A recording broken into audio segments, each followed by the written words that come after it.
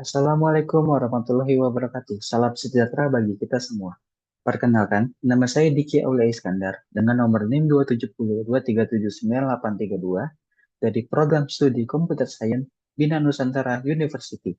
Hari ini, saya ingin memaparkan proyek akhir dengan mata kuliah Karakter Building Agama dengan judul Menumbuhkan Mindset Kolaboratif dan Kesadaran Sosial Melalui Pendidikan Nilai-nilai keagamaan untuk mewujudkan masyarakat damai dan inklusif.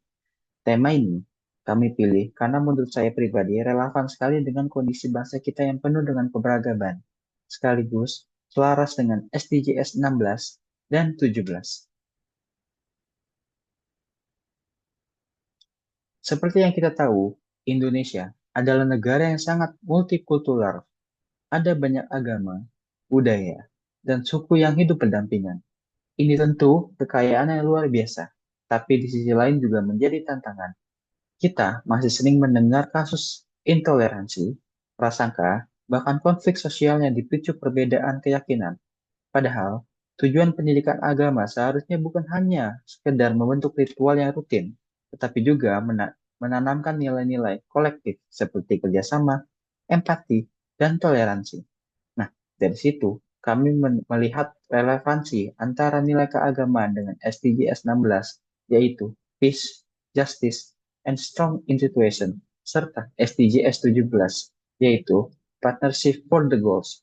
Dengan kata lain, bagaimana agama bisa berkontribusi pada perdamaian dan kolaborasi lintas batas.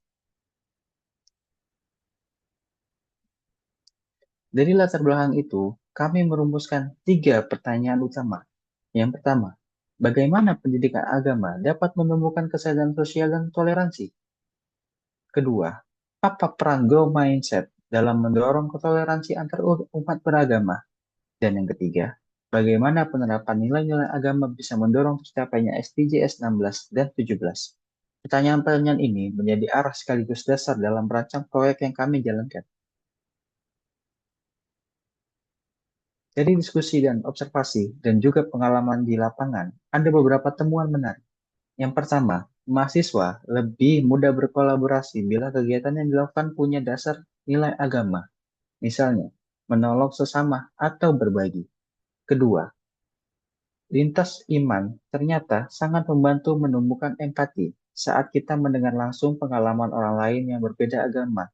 Kita jadi lebih paham dan menghargai perbedaan itu. Ketiga, perbedaan tidak lagi dipandang sebagai ancaman, tapi justru sebagai kekuatan.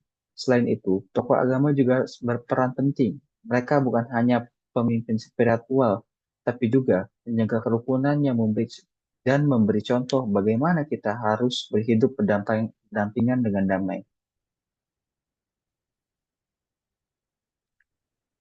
Berdasarkan temuan itu, kami menawarkan beberapa solusi praktis. Yang pertama, integrasi nilai agama dengan pendidikan karakter supaya pelajaran agama tidak berhenti pada ritual, tetapi benar-benar menyentuh dimensi sosial. Kedua, mendorong adanya proyek sosial lintas agama seperti kegiatan volunteer, bakti sosial, ataupun kampanye perdamaian. Ketiga, membangun growth mindset, yaitu mental yang terbuka, mau belajar, dan dari perbedaan. Dan yang terakhir, memperkuat kolaborasi antar komunitas, baik di kampus maupun di masyarakat, sebagai kontribusi nyata mendukung SDGs 16 dan 17. Dari proyek ini, saya pribadi mendapat banyak pelajaran berharga.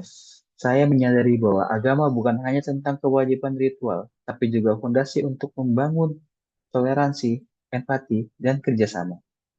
Diskusi lintas iman membuat saya lebih terbuka, belajar mendengarkan dan menghargai pandangan orang lain.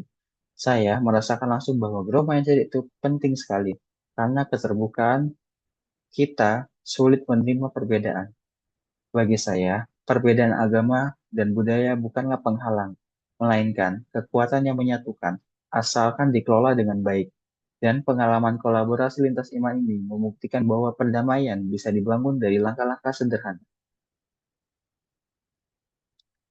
Sebagai penutup, bisa saya simpulkan bahwa pendidikan agama merupakan salah satu sarana penting untuk mewujudkan masyarakat yang damai dan inklusif.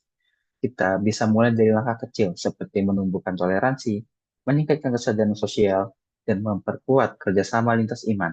Dengan begitu, kita ikut mendukung terwujudnya SDGs 16 dan 17. Akhir kata, perbedaan bukanlah perpisah, tapi jembatan untuk bersatu. Sekian presentasi dari saya. Terima kasih atas perhatian Bapak, Ibu, dan teman-teman sekalian. Wassalamualaikum warahmatullahi wabarakatuh.